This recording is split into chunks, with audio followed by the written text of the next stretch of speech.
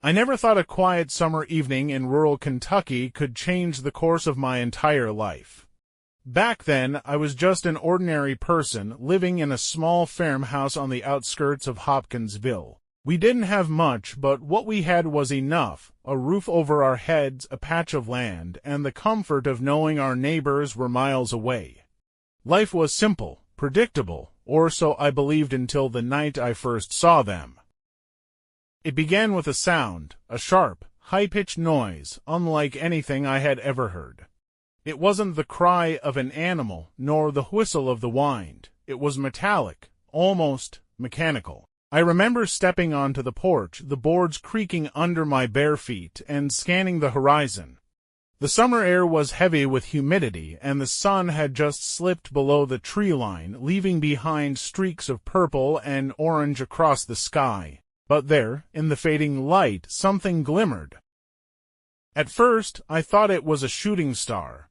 A streak of light cutting through the heavens, descending far too quickly, but it didn't burn out. Instead, it slowed naturally and disappeared behind the woods just beyond the cornfield. My heart stuttered in my chest. I wanted to believe it was nothing, a trick of the eyes, a meteor crashing in the distance. But the sound, the piercing metallic whine, lingered, echoing in my ears. I went inside to tell the others. There were several of us in the house that night, family and a couple of friends who had stopped by. We laughed, we argued about what it could have been, and eventually we all tried to shrug it off, but unease crept in. None of us could quite shake the feeling that something was coming.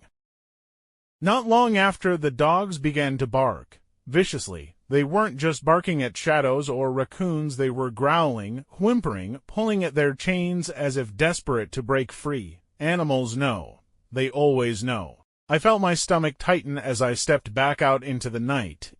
The air seemed heavier now, pressing against my skin. And then I saw it. Two glowing eyes at the edge of the field, not like the reflection of a deer's eyes in the dark, no. These were larger, brighter, burning with an unnatural light. My breath caught as the figure emerged. It was small, maybe 3 or 4 feet tall, but its head was oversized, almost bulbous, with large pointed ears that stretched upward like horns. Its arms were unnaturally long, nearly reaching the ground, ending in clawed fingers that caught the faint glow of the porch light. The creature didn't walk like a man or an animal, it floated, almost a jerky gliding motion that made my skin crawl. I shouted for the others. Within moments, the house filled with chaos, doors slamming, voices rising, people scrambling to grab shotguns and rifles. Fear clung to us like sweat. We weren't city folks who scared easy, but what we saw that night wasn't anything from this earth.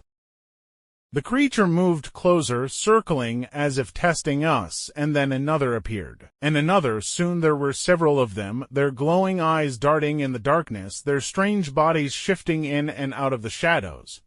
Every time we thought one disappeared, it would re-emerge in a different spot, closer than before. I can still hear the sound of gunfire ringing in my ears. We shot at them out of fear, out of desperation, but the bullets seemed to do nothing. The creatures would fall back, only to rise again, moving effortlessly, almost mockingly.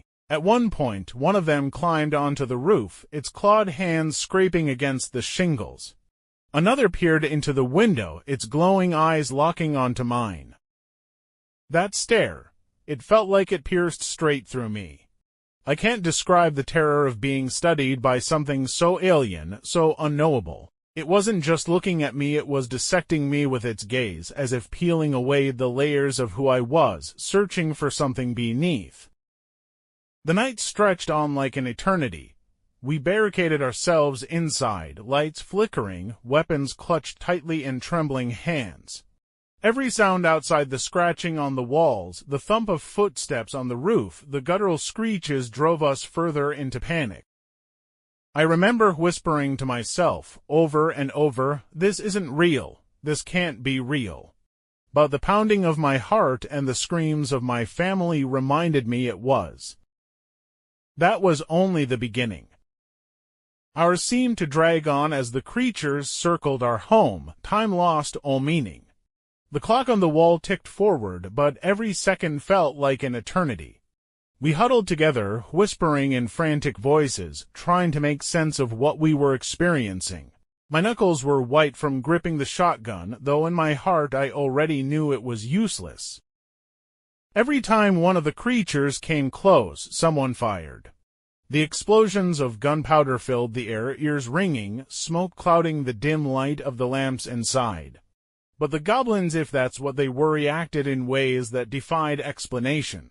A shot would send one tumbling to the ground, but within seconds it was upright again, staring with those luminous and blinking eyes.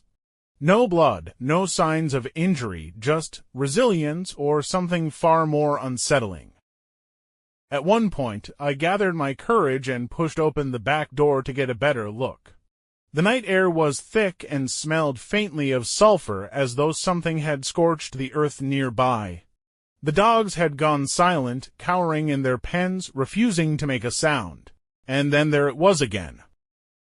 A figure, crouched low in the shadows of the fence.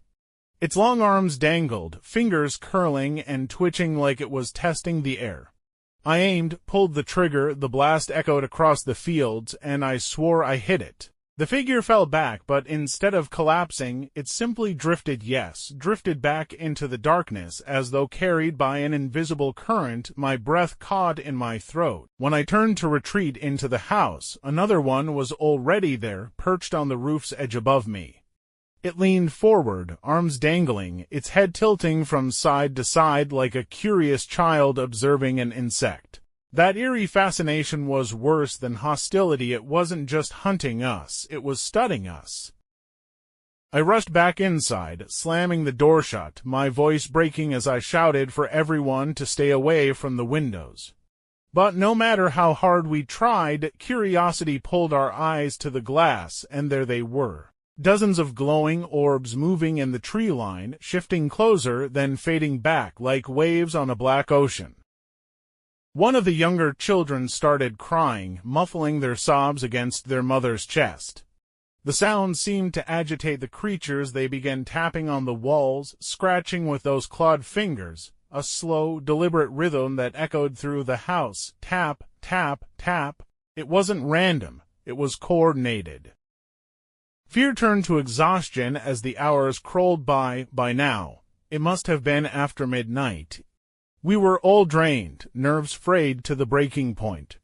Every time it grew quiet, we thought maybe, just maybe, the nightmare was over. But then came the scratching, the thumping on the roof, the flashes of glowing eyes peeking through cracks in the shutters. At one point, I thought I heard words, not in English, not in anything human. A high-pitched chatter like the sound of birds, distorted and slowed down, vibrating through the walls. The others heard it too. We froze, straining to make sense of it, but the longer we listened, the more it set our teeth on edge. It wasn't language as we know it, but it carried intent, communication. I can't explain why, but in that moment I felt certain they weren't just random creatures stumbling upon us. They had come here for a reason, and that reason involved us. The most terrifying moment of the night came when one of them nearly made it inside. A sudden crash rattled the back window, glass splintering as a clawed hand forced its way through. The arm was long, almost impossibly so, reaching deep into the room. We screamed, firing wildly, the blast shattering what little glass remained. The creature withdrew with unnatural speed, the fragments of broken window clattering onto the floor. But the damage was done. The barrier between outside and inside had been broken. We knew then that if they truly wanted to come in, there was nothing we could do to stop them. And yet, they didn't.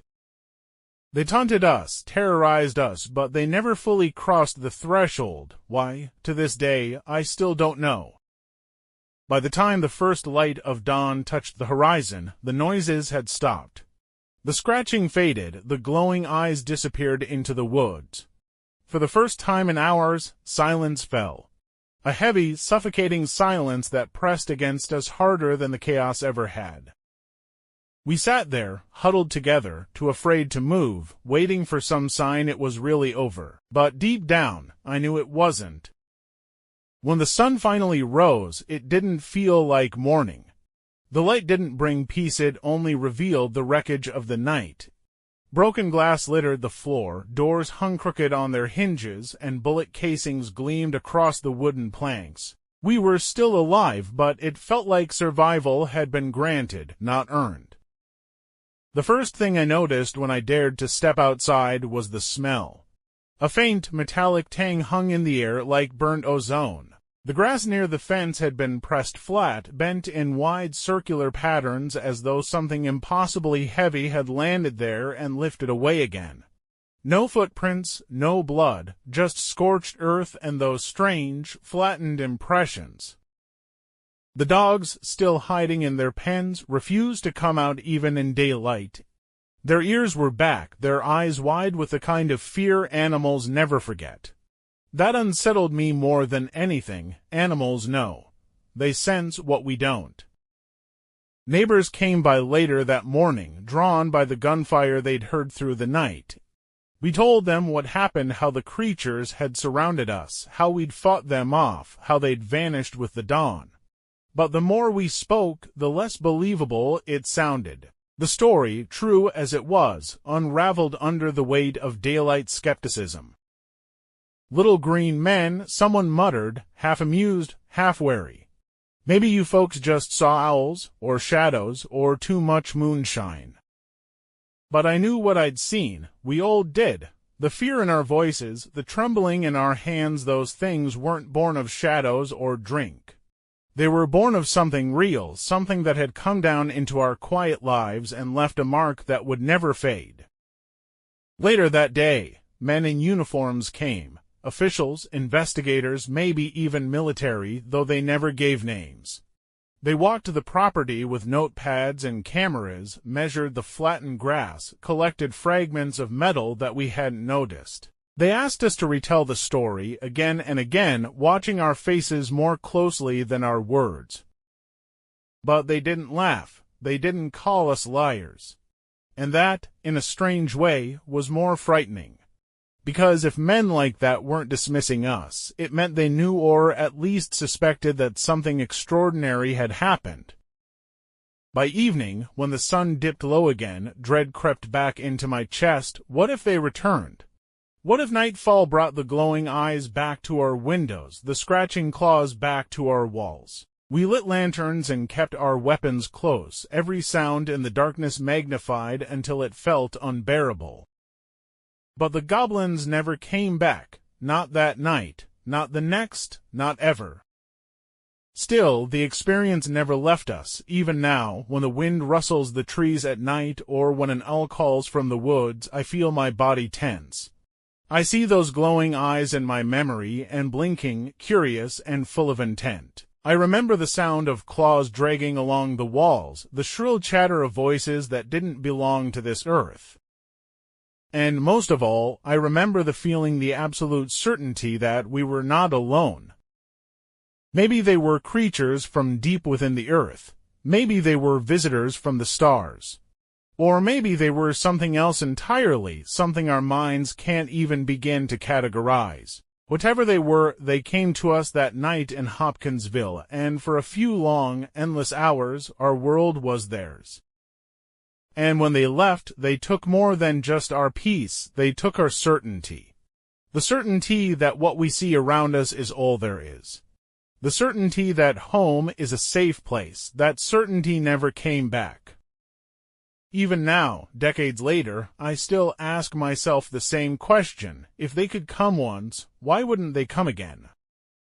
And what if next time they don't just scratch at the walls? What if next time they come inside?